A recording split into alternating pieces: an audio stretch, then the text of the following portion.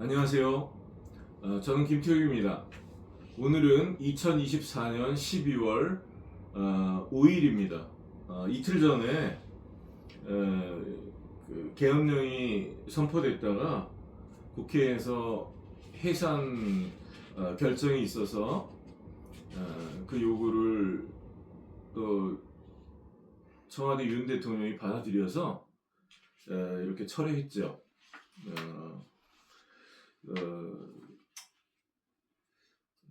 그 일 후에 외환시장이 이렇게 요동을 치고 있고 환율이 1,440원 이렇게 넘어갔습니다.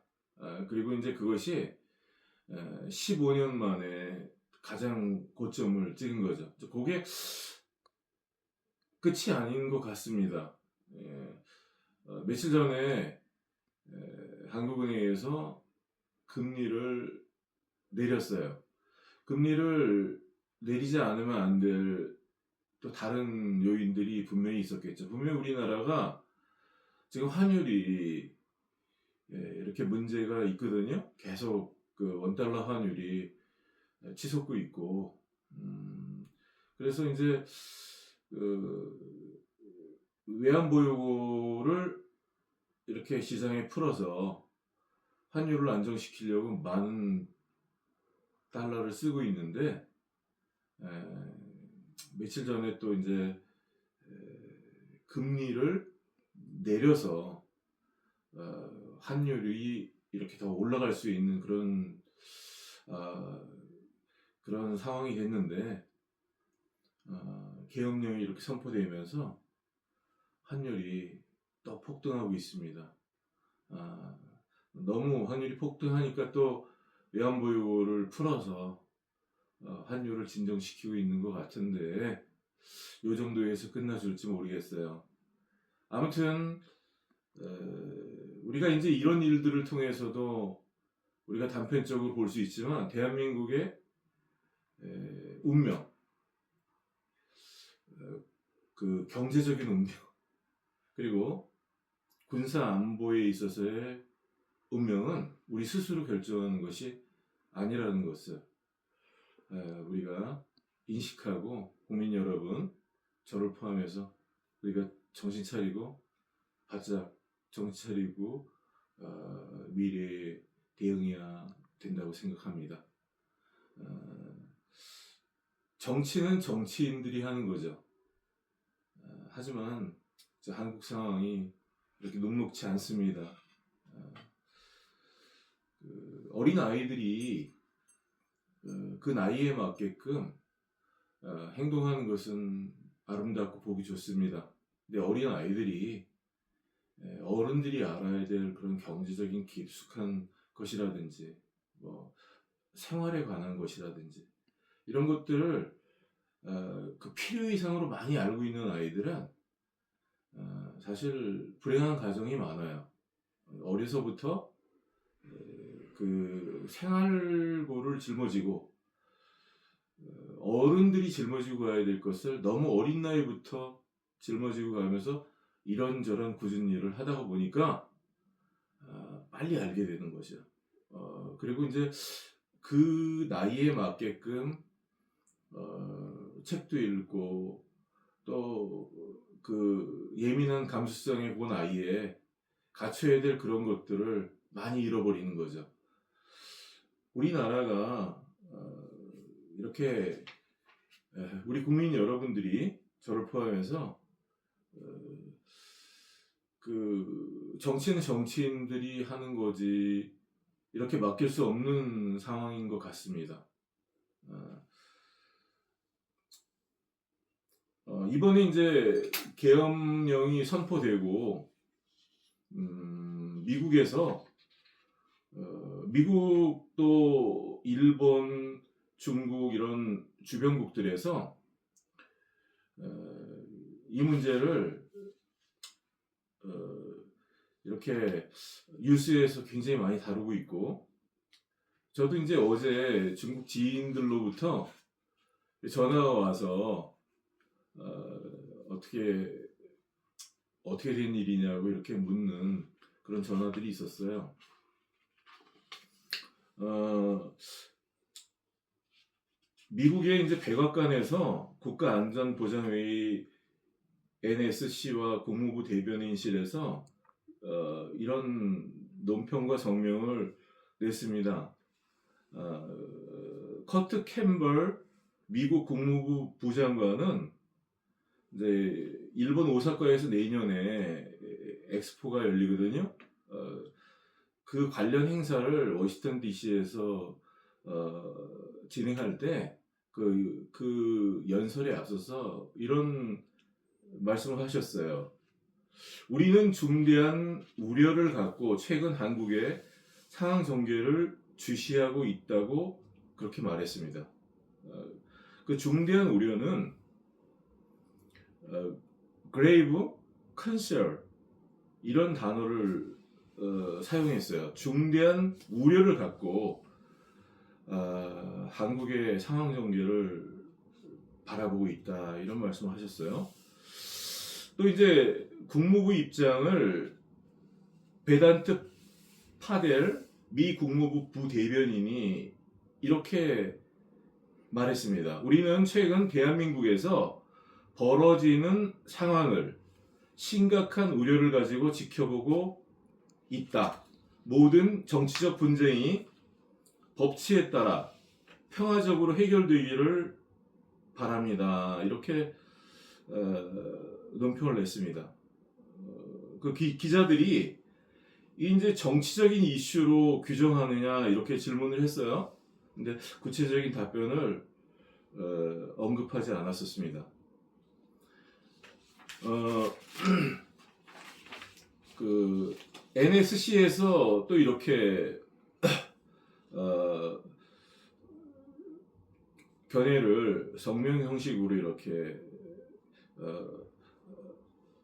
발표했는데 계엄령 상황을 심각하게 우려한다 이렇게 말했어요. 그리고 이제 이때 쓴 단어도 심각한 우려 뭐 이런 단어를 썼죠.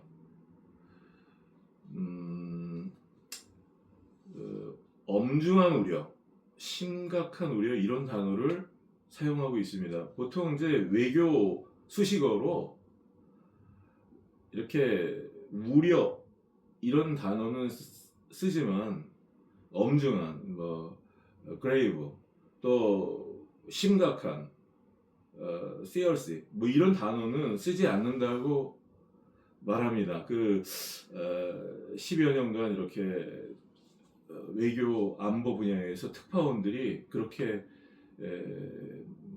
말씀합니다. 또 이제 미국에서 계엄 이전에 사전 통지를 받지 못했다 이런 짤막한 말씀을 하셨어요. 그리고 NSC에서 또 윤석열 대통령이 우려스러운 계엄령 선포에 대해서 우려스러운 계엄령 선포라고 이렇게 표현하고 있습니다. 결정 방향을 바꾸고 계엄 해제에 대한 한국 국회의 표결을 존중하는 것에 대해 안도한다. 이제 국회에서 이렇게 계엄 해제를 요구해서 한국 국회 표결을 대통령이 존중해서 계엄 선포에 대한 결정 방향을 바꾼 것에 대해서 안도한다. 이렇게 그 외교용으로 참 이렇게 우려스러운, 엄중한, 심각한 이런 단어를 쓰지 않죠. 그런데 미국에서 볼 때 지금 한국 상황이 그런 것 같습니다. 또 이제 이런 민주주의가 한미동맹의 근간이다 이런 NSC에서 이런 논평을 덧붙였어요. 그렇습니다. 미국과 한국의 동맹은 군사동맹인데 민주주의가 근간이 되는 거죠. 또 민주주의의 근간은 분명히 법치입니다. 그런데 이제 이렇게 우려를 표명하는 것은 아마 이 민주주의가 좀 우려스러운, 한국의 법치의 작동이 좀 우려스러운 그렇게 비춰지고 있지 않나, 그런 생각을 하게 됩니다. 저는 손에 잡히는 대로 일을 했어요.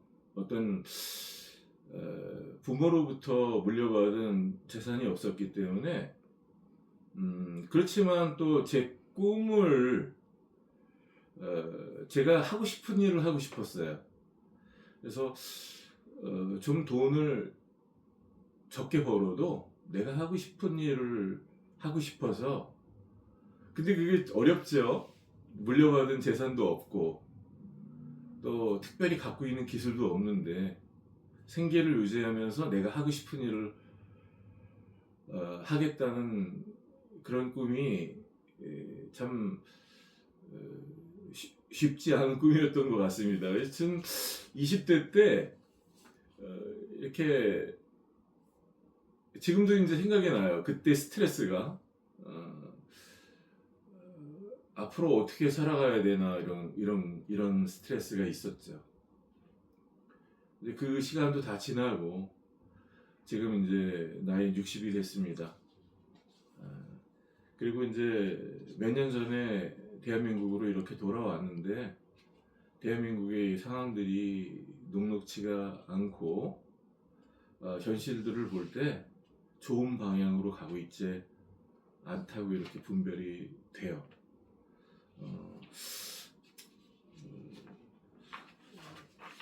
이번 일들로, 이 계엄으로 말미암아서 분명히 대한민국의 경제적인 그런 타격이 불가피할 것이라고 보여집니다. 그리고 민주주의의 근간을 두고 있는 한미동맹이라든지 그 주변국들에서 대한민국을 바라보는 이미지도 많은 손상이 있는 것 같습니다. 미국의 AP통신에서 이렇게 기사를 냈어요. 윤 대통령의 그런 놀라운 움직임은 1980년대 이후에 볼 수가 없었던 권위주의적인 지도자를 연상시킨다, 이렇게 기사를 냈고요. 1980년대 이후면 이제 1980년 5월에 전두환 대통령 시절에 그런 계엄령이 있었죠. 어떤 규모 면에서 치밀함과 사회적인 파장은 국내에서 그때가 더 컸던 것 같은데요. 근데 이제 그런 놀라운 움직임이라고, 권위적인 지도자라고 이렇게 표현을 했어요.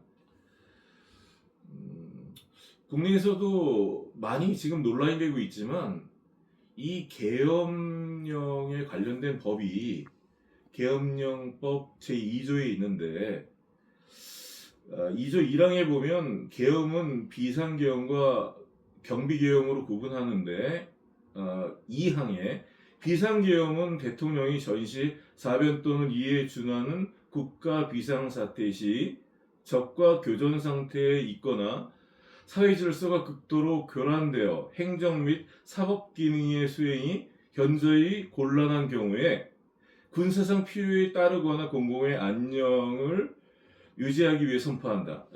우리가 이제 이번에 윤 대통령이 선포한 계엄은 비상계엄이죠. 이 계엄은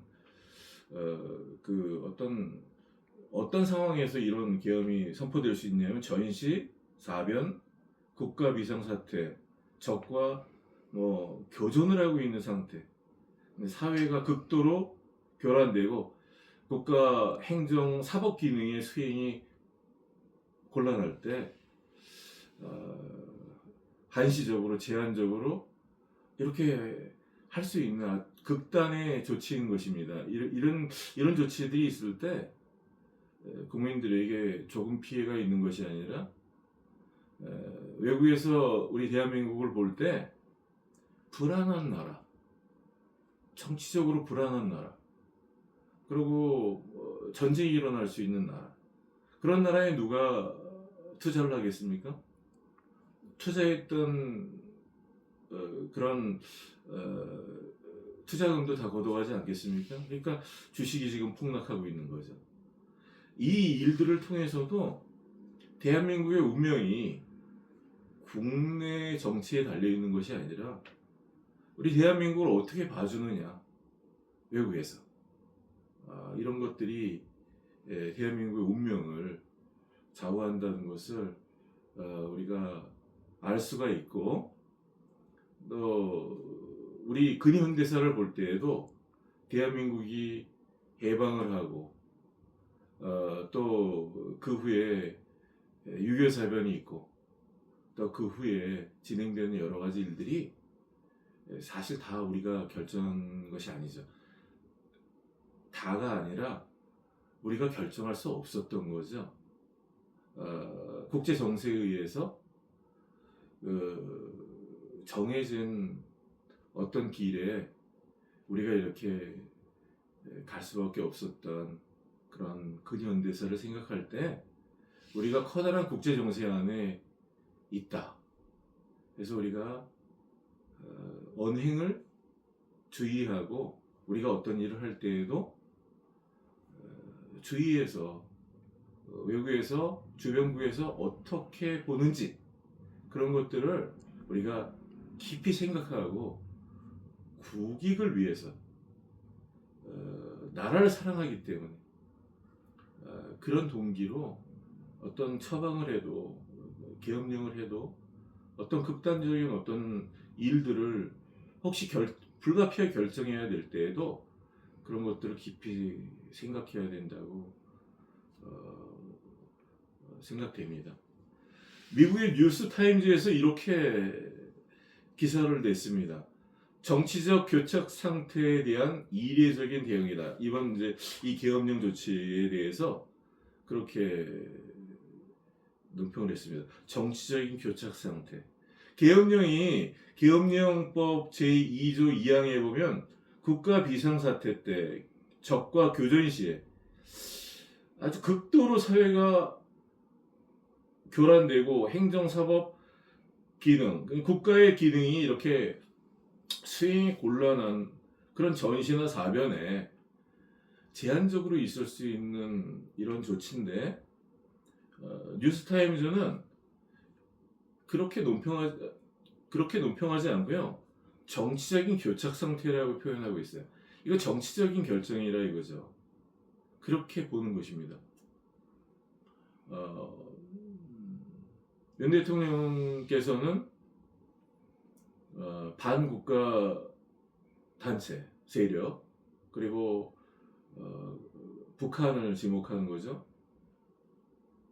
그 반국가 세력 북한으로부터 대한민국의 민주주의를 지키기 위해서라고 이렇게 말씀하셨는데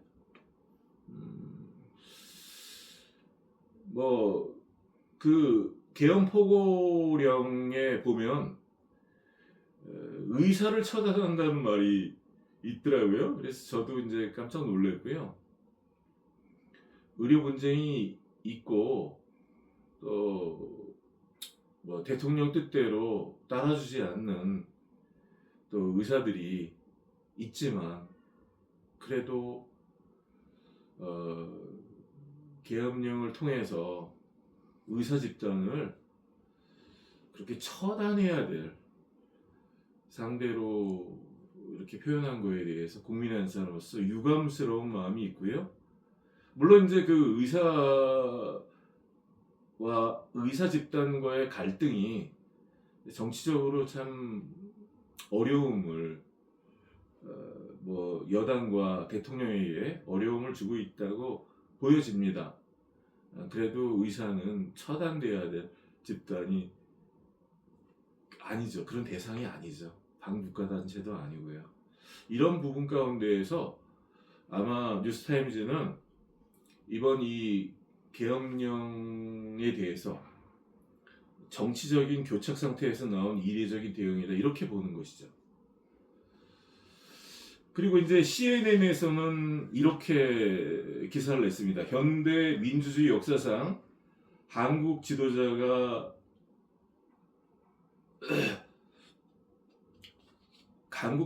내린 가장 극적인 결정 중 하나다.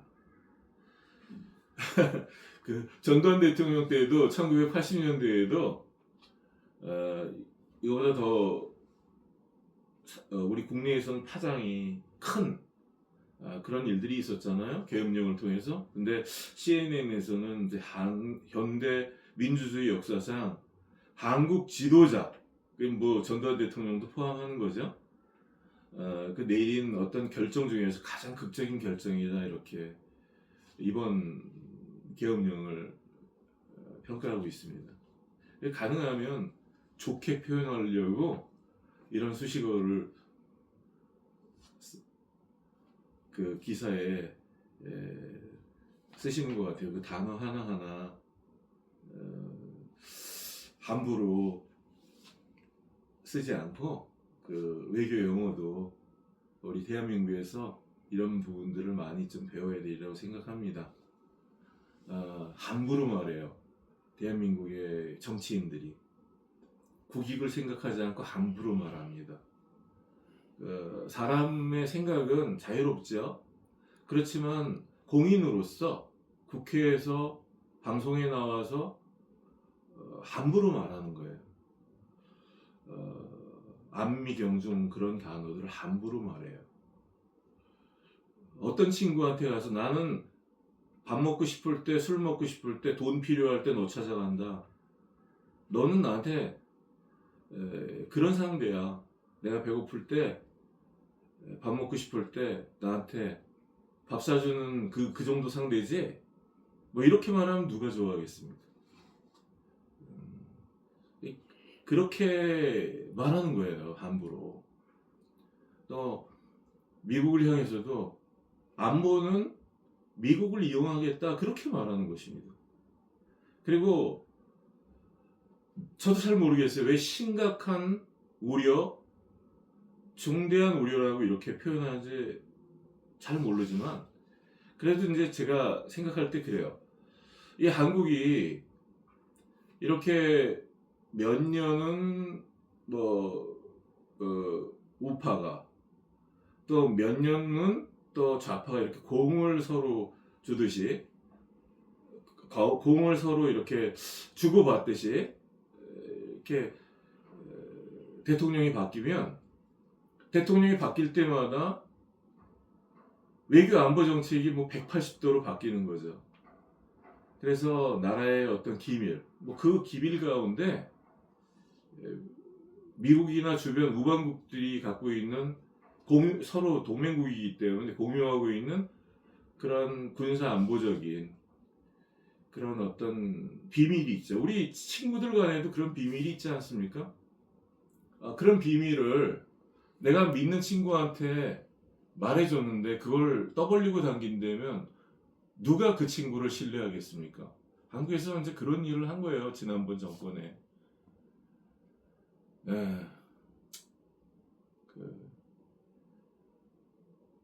그래서 사실은 이 계엄령이 선포되기 전에 정상적인 방법으로 그런 매국노들, 그런 역적놈들을 조사했어야 됩니다. 그리고 그 국가의 기밀을 팔아먹은 죄, 국정원을 그렇게 엉망으로 만든 죄, 그것뿐이겠습니까? 그런 버닝썬 같은 거, 그런 마약에 관련되는 그런 것들을 덮고 넘어간 죄. 말하자면 너무 많잖아요. 그런 거. 또 부정선거, 또 그 증거를 조작해서 현직 대통령을 뭐 묵시적 청탁이다, 또 뭐 이익 공동체다, 뭐 이래 갖고 감옥에 보낸 거, 뭐 이런 것들 조사를 해야 되지 않습니까?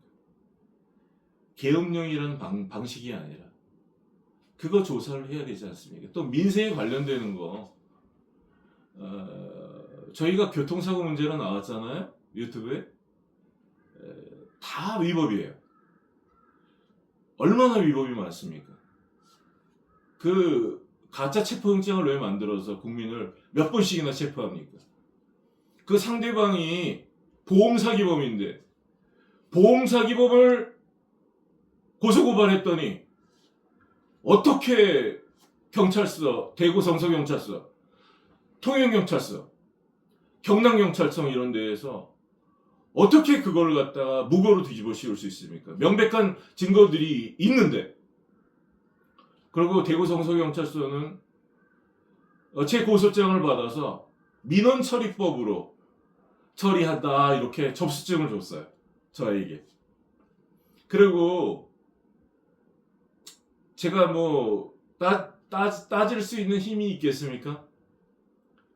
그러고 잊어버리고 지나갔는데 그걸 갖다가 민원처리법을 처리한다 접수증을 줬기 때문에 제가 몇 번 이렇게 전화도 하고 서신을 보내서 따졌죠. 그랬더니 그걸 복수하느라고 사기꾼 편에 서서 민원처리법으로 제 고소장을 받아놓고선 국가기관에서 이건 민원이야 그렇게 받은 것을, 제 서면을, 그 서면에 사실이 다 기록되어 있는데 상대방의 공갈 사기, 운전자 바꿔치기, 범인 도피, 보험 사기 이런 것들이 적시되어 있는데, 변호사법 위반, 교통사고에 관련되는 그런 것들도 그런 건 안 썼군요, 대구 성서경찰서에. 아무튼 그런 죄들이 사실인데, 증거가 다 있는데 어떻게 그걸 갖다가 민원처리법으로 접수증을 줘놓고선 형사소송법으로 받은 것이 아니다 그런 건데, 그렇게 접수증을 줘놓고선 제게 동의도 구하지 않고 제 고소장을 도용해서 그 고소장만 빼서, 그 고소장에 달린 진술서도 있고 보충서면도 있는데 그런 거는 빼가지 않았어요. 그걸 다 빼가면 범죄 성립이 완전히 되니까 고소장만 싹 빼서, 물론 고소장에도 있지만 확실한 것들이 있지만, 운전자 바꿔치기 같은 게 써 있지만 그것만 싹 빼서 다른 사건 번호를 만들어서 도용한 것입니다. 그래서 저에게 알리지도 않고 그냥 제멋대로 무혐의 처분을 하고, 무혐의 처분을 했으니까 이게 무고다 이런 거죠. 그러니까 얼마나 모순됩니까? 이게 형사소송법의 위법이고 법치가 아니고, 국가 공공기관에서 우리가 제출한 서면을, 이거는 범죄가 아니죠, 이거는 민원처리법으로 해결해야 될 민원입니다, 이렇게 접수증을 준 거예요. 그렇게 접수증을 준 겁니다. 그런데 이렇게 접수증을 줘놓고선 어떻게 시민을 상대로, 법을 잘 모르는 또 생업에 종사하는 그런 시민을 상대로 그걸 갖다가 싹 빼서, 고소장만 빼서 그걸 어떤 알지도 못하게 모르게 싹 빼갖고 고소사건을 별건을 하나 만들어서, 제 멋대로 만들어서 민원사건으로 받은 그 서면을, 그 고소장을 싹 빼다가 내가 알지도 못하는 형사소송 사건을 대구 성서경찰서에서 만들어서 거기다 내 고소장을 도둑질해서 붙여서 그걸 무혐의 처분을 해서 사기꾼을 통해서 그거를 무고로 신고하게 합니까? 무혐의 처분했으니까 무고다 뭐 이렇게 해서. 거기까지만 해도 내가 따지지 않겠어요. 그렇게 하고 어떻게 가짜 체포영장을, 이렇게 가짜 체포영장, 대구 서부 지원에 전산에 없는 가짜 체포영장을 만들어서 천공 표시도 없고 아무것도 없고 여기 대한민국 법원 표시도 없고 이런 가짜 체포영장을 갖고 와서 원본이라고 속이고 제 손에 수갑을 채워서 제가 정치범도 아니고 일반 시민이고 어떻게 대한민국이 이렇게 갈 수 있겠습니까? 한미동맹의 근간은 민주주의입니다. 민주주의의 근간은 법치예요. 어떻게 이렇게 법치를 짓밟고 국가기관에서 아무 때나 아무나 그것도 진짜 체포영장도 아니고 가짜 체포영장을 2번, 3번씩이나 발행을 해서 제가 확실한 건 2번 발행한 건 알고 있어요. 저를 2번 체포할 때. 근데 저희 아내도 체포했습니다. 저희 아내 체포할 때 그 영장도 가짜라고 저는 사료됩니다. 그거 분명히 가짜예요. 그 체포영장에는 체포할 그 시기를 몇 년을 잡고 있습니다. 몇 년. 이게 말이 됩니까? 무슨 살인죄를 줬어요? 그 취상죄라고 뒤집어 씌운 건데? 응? 내가 왜 뒤집어 씌웠다고 그러냐면 이런 조서들이 통영경찰서에서 허위로 만든 거예요. 내 이름으로. 이게 거짓말입니다. 이 장이라는 사람이 내 아내예요. 저희 아내의 피해자로 만든 것입니다. 이 조서는 내가 작성한 것이 아닙니다. 이 날짜에 저는 다른 곳에 가 있었어요. 다른 곳에 가서 녹음을 하고 있었습니다. 원본 녹음이 있습니다. 이렇게 제가